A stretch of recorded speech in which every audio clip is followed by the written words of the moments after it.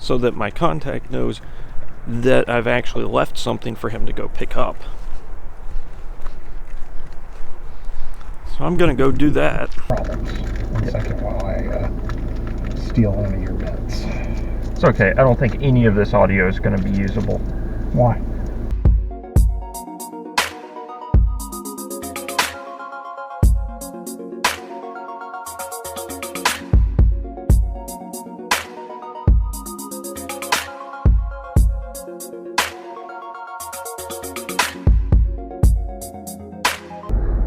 So what's a dead drop?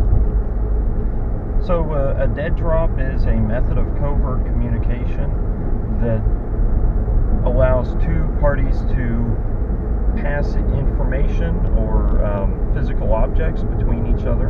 One party will leave a piece of information, and then they will leave a flag letting the other person know that there's something there to go pick up.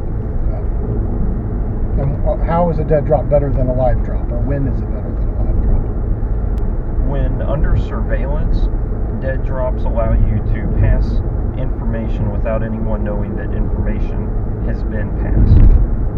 We're going to be covering 4 parts of a dead drop. The first is setting of the dead drop itself, placing the container. In our case, that's a magnetic key holder that we'll be placing on a metal railing. The second is setting the load flag or load signal to tell somebody that it's loaded. Andrew's going to be handling both the first two, and then I'll go in, recover the drop, and then place the unload signal. Today we want to show the basic principles of what a dead drop is and how it works, what it will look like going from beginning to end on both parties' side. So we'll be pulling into the site here in just about 30 seconds. Do a little bit of prep and get started.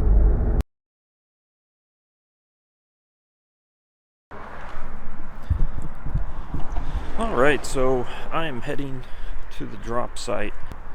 You would want to take 20-30 minutes or more so that you're not going just straight to the drop site and then straight back. You want to actually take your time, make sure that you're not calling attention to the drop itself. We're about to come underneath this bridge, which is a great spot. Now I'm also out of view from anyone following me unless they were right behind me. So I'm coming up here.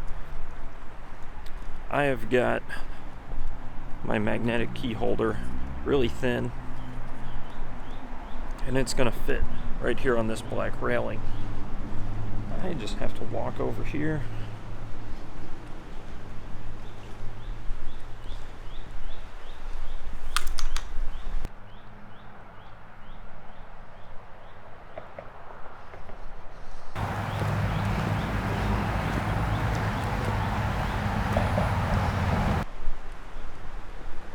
And it was that easy.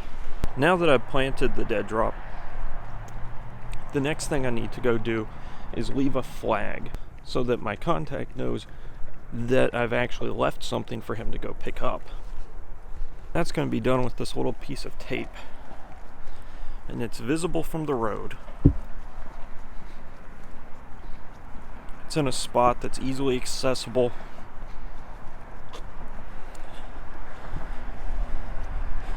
So I'm going to take this roll of tape.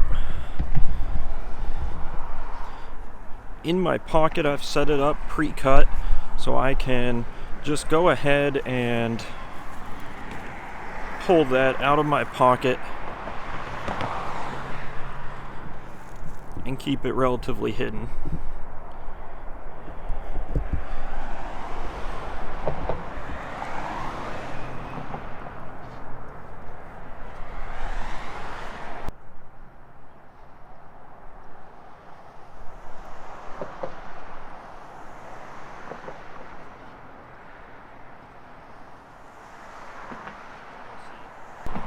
And you'll see I can do that from here a little bit better. Just reach down, put the tape on, And I'm done. This training site is great because we're able to clear ourselves very easily. 1 second. Training site's great because we don't have a lot of people, and it's real easy to clear if you do.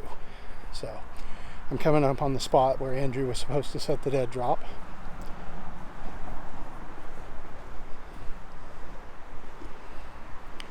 Should be pretty easy to spot and pick up.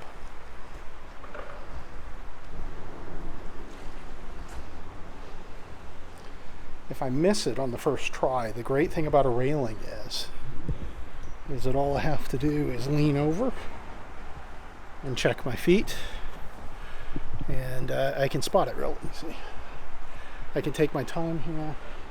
I've got a good look of the river so that nobody thinks it's too terribly strange looking at the beautiful water go by. Make sure that the coast is clear, and then come right back down here, take a knee, reach down.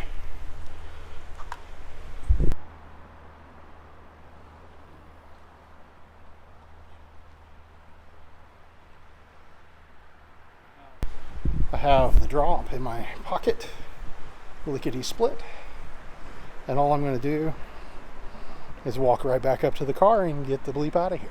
Now, in real life, I would take a walk for a couple of miles, but this is just for demonstration purposes.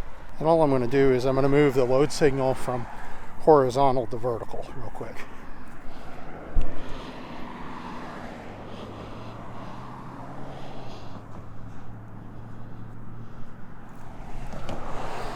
Easy peasy, 1, 2, 3. And now we're back in the vehicles and we're off to the races. So let's talk about, we accomplished the 4 steps. Step number 1, you loaded the drop. And we did that using a magnetic key holder. A magnetic key holder, which I'm going to hold up real quick and show everybody. So we used these. Great little black, hard to see, easy to use. Okay? And hide. Fits in your pocket real well, can hold a thumb drive, a note, cash, an SD card. Yeah, anything that you could want to use. Then, once that was done, Andrew came up and he set the load symbol. Which was? And that is a red piece of tape. And all we're using is cheap red electrical tape. Yep. Right? So then it was my turn. I went down, surveilled the drop site, was able to find the drop, even though it's kind of hard to see. I mean, you definitely are not going to see this just wandering by. And this isn't a very well hidden drop site when you really think about it. No, it's not. If you're looking for it, you'll find it. But as we've seen, sometimes when you're looking for it, you still don't find it. I passed it. Even when you know where it is. I passed it. I was looking for it. I didn't see it. The only way I was able to see it was by leaning over the rail like I was watching the water and picking it up on the backside. It's dark down there. There's a major change. It takes a minute for your eyes to get used to it. It hides it real well. But I was able to recover it, knelt down very quickly with no one in visual range, and then was able to come back up here.